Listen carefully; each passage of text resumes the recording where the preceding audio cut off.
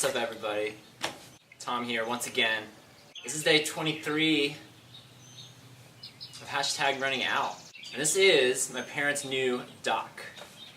They have a new house as well. They didn't just get a dock. They also got a house that goes with the dock. But I'm in Lake Hartwell, Georgia, which separates Georgia and South Carolina right on the border. And I've been here for a few days now, just kind of recuperating, recharging, and replanning the next leg of this journey. I'm over 3 weeks in now, and it almost doesn't feel like I've even started yet. Because so far, for 3 weeks, I've been circling all around North and South Carolina, dipping into Georgia a little bit. And yeah, it feels like now, today, I'm actually setting out. I'm actually going to be heading to South Georgia today, heading west to Alabama, and then north to Tennessee, and then west again for St. Louis. If you're in any of those places from South Georgia to St. Louis, I'd love to meet you. Let's do it. Let's make it happen. So as the rains begin to fall, I kind of just wanted to catch up with where I've been so far. And really what the last 3 weeks has been all about, what it's been geared toward, and what a lot of my time and energies have been going toward is a retreat. The second one that I've organized with Your Other Brothers, which is the community I co-founded for men and for women too, for that matter, wrestling with matters of faith and sexuality and gender identity. Yeah, we just had our second retreat in the Blue Ridge Mountains and had 44 people fly from as far away as the United Kingdom, as far away as Alaska, and all over Canada and America. Once again, for the second year in a row, just an absolutely beautiful gathering of souls for too short a time. I'm sure there's going to be blog posts aplenty about that weekend, about that retreat, and so I'll have more specific thoughts in those capacities. But for the sake of this video, I just kind of wanted to explore this concept of bubble or mountaintop experiences and the valley, the road, everything else, essentially. For years and years, I've lived for the mountaintop.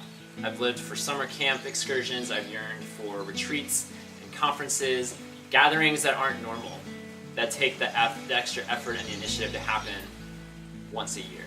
And not to take away from those experiences have all been great and will continue to be great.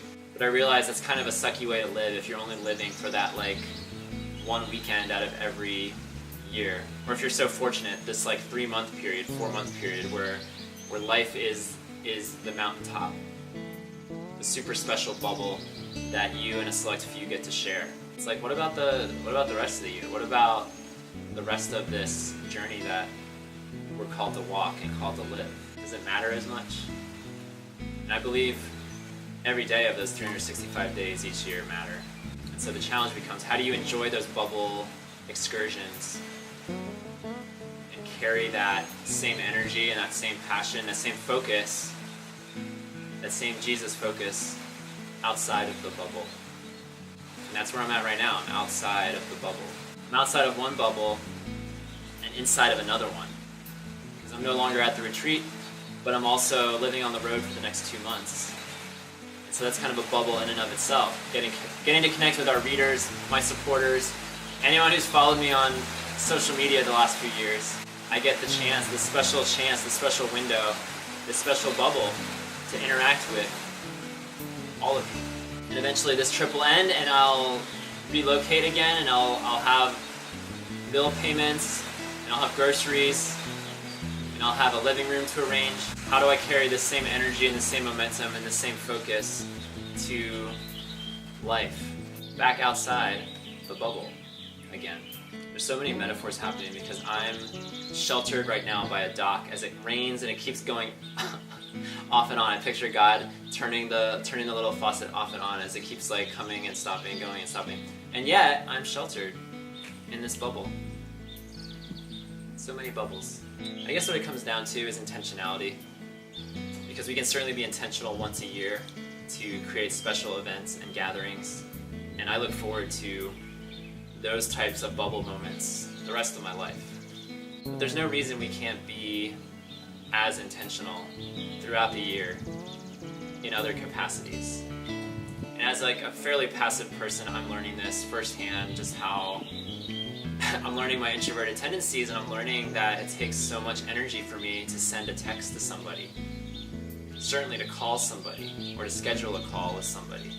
I want to be intentional everywhere I go. And that's interacting with people who live in the places that I'm going, but then it's also interacting with people who don't, and not falling off the earth for the next 2 months. Staying intentional with personal practices, time in the Word, prayer, journaling, physical exercise and reading, and all the things that I feel like have made my spring and my start to 2019 so fruitful. I want to stay intentional. So wander with me, be intentional with me as I go bubble hopping across America for the next couple months. We're just getting started, y'all.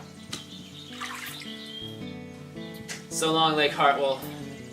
I realize you have to say Hartwell like you would say Louisville, Kentucky. Lake Hartwell, I'm gone.